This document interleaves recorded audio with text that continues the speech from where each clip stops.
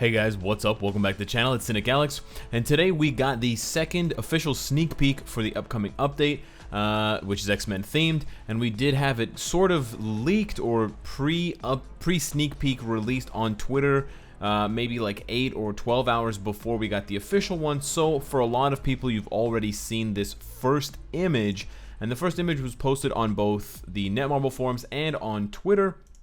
And it basically says, the new Young Mutants coming to Marvel Future Fight once embodied the Phoenix Force. And we've got two images here. I was totally confused. I thought it was the same person twice, but there's a male and a female character here. And then you can insert their names for the teaser. And then over here on Netmarble's official forums, there's a bunch more written. It's not really that important to go through it, but it's basically silhouettes engulfed in flames. They can sense power radiating from them just from looking at the picture. So if you copy this link all the way up to the second underscore and you paste that in and you type in Rachel Summers, you will get this image right here. And so what you can see is that the characters that are coming to Marvel Future Fight are Quentin Quire and Rachel Summers or Rachel Gray, but they're coming like this. So this is where there was some confusion. I also was confused. I was originally under the impression that we were going to be getting these two characters because this was the sneak peek that I saw, but this is a pretty clever sort of bait and switch. We are getting the original versions of the characters, not the potential or whatever possible Phoenix Force hosts or Phoenix hosts of the same characters, which is good for a couple of different reasons. But let's discuss who we're actually going to be getting in addition to Kitty Pryde, because Kitty Pryde, in addition to these two characters, Quentin and Rachel, kind of confuses things a bit more, and it does open the box to a lot of pretty convoluted X-Men storyline. So I don't really want to get into it too much, but I kind of have to. So I'll try to explain and I'll try to speculate as best as I can. So first of all, I want to hit you guys with where I think the comic inspirations are coming from for this update.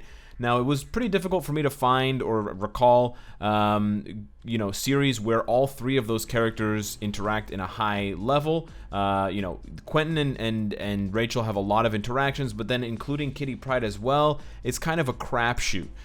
So I think there's a possibility. It's possible that they're drawing some inspiration from the Battle of the Atom series.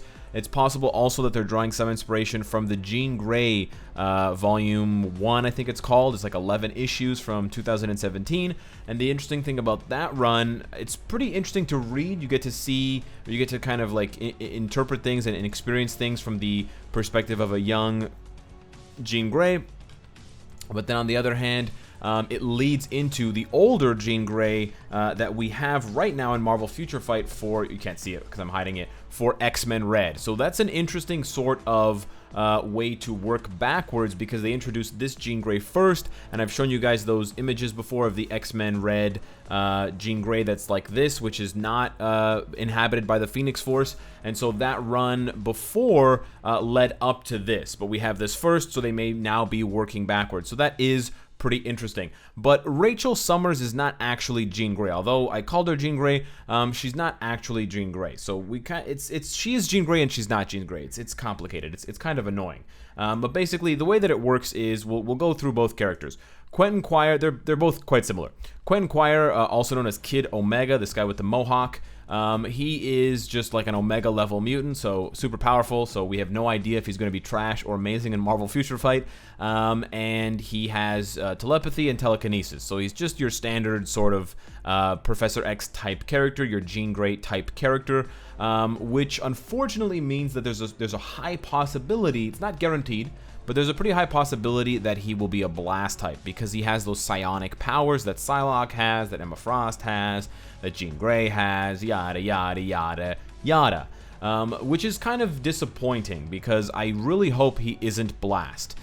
He does do some things that are a bit uncharacteristic of these types of telepaths and these types of mutants. One of the cool things about his character that I do find endearing is that he likes to make sort of psychic or whatever, telekinetic, kinetic, I don't know what you'd call it, versions like guns. basically. So he makes like a psychic shotgun. It's kind of the way that Psylocke makes like a purple blade, a purple sword.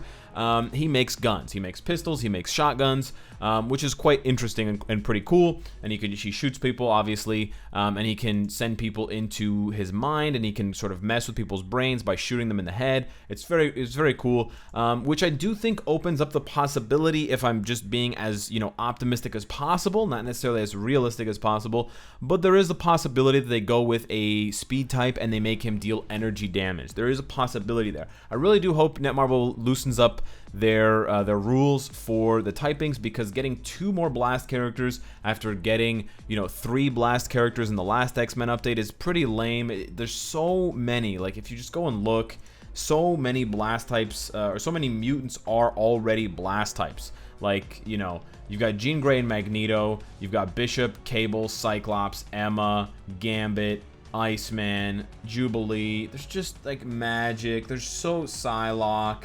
There's so many mutants. Strife. I guess Weapon Hex is also a mutant. There's just too many. There's too many mutants.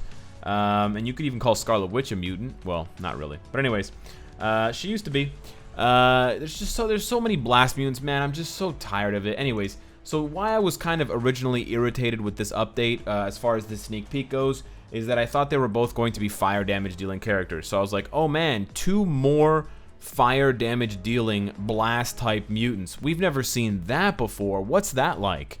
So hopefully we'll see some variety. So that is the sort of the skinny or the lowdown on Kid Omega. He seems pretty cool. Quentin Quire. Then we've got Rachel Summers, aka Rachel Grey.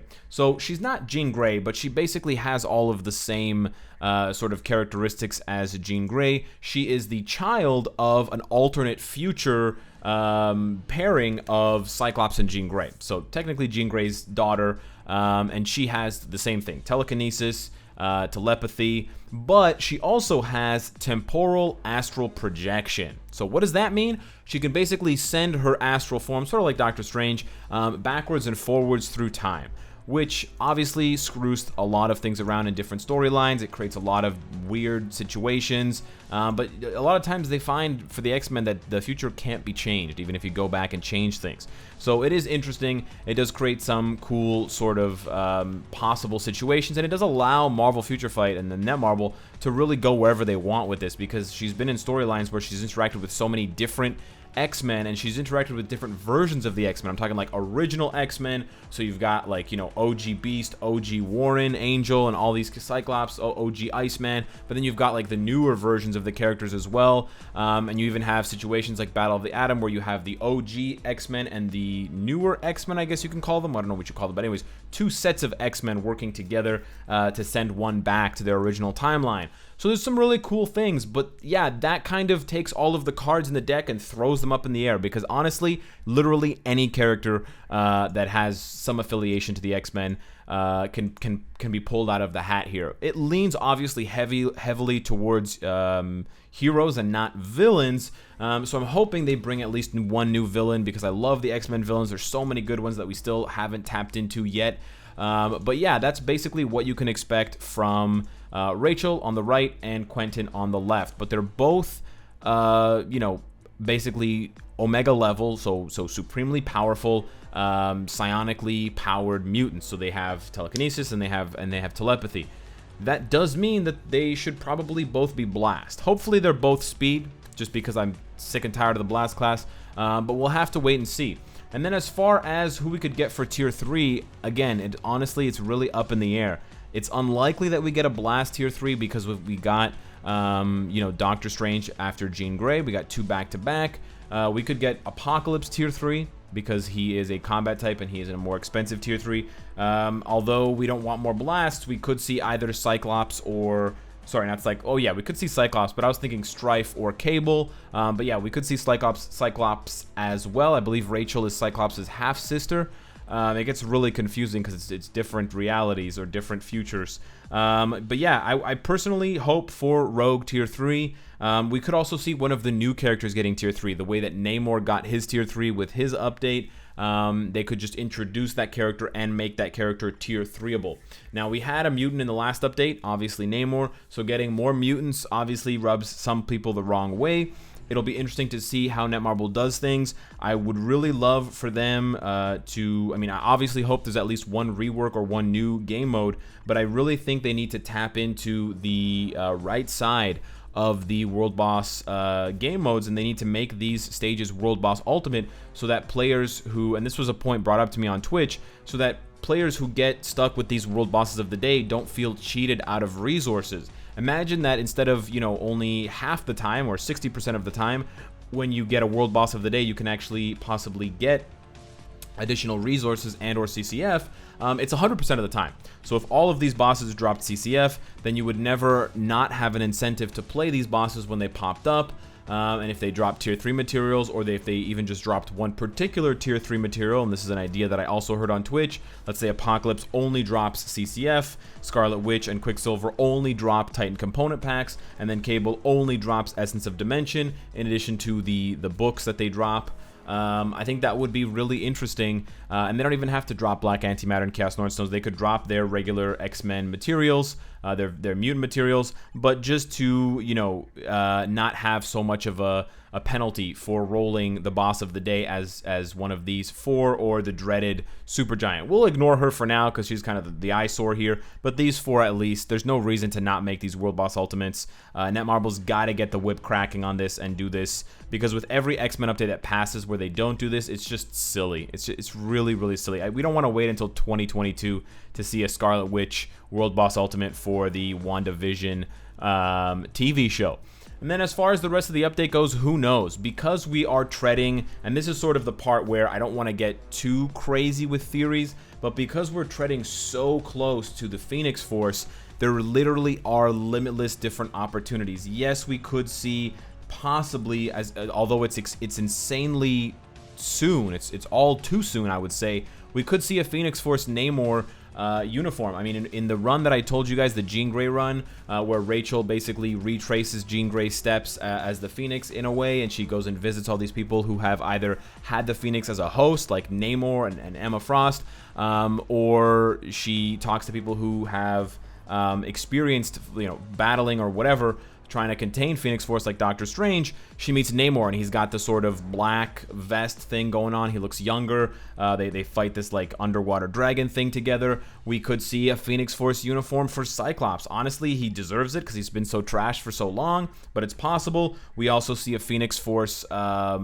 Magic with the red and the orange, and she looks super cool. Obviously, Colossus has multiple instances where he shows up during that run. So yeah, there's basically like 20 different opportunities to pick uniforms, new characters, tier 3s, etc.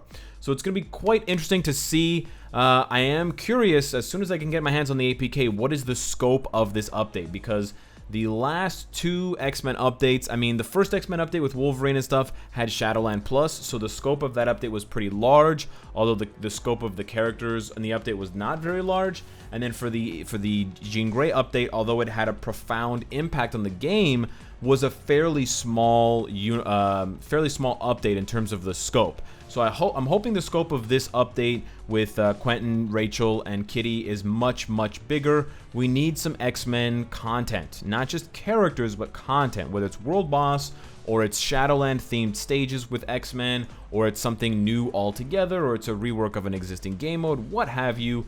We do desperately need something, because otherwise it just feels like these X-Men updates are happening because they bring in the cash, and not because Netmarble and Marvel Future Fight want to embrace the X-Men as a pretty integral part of this game.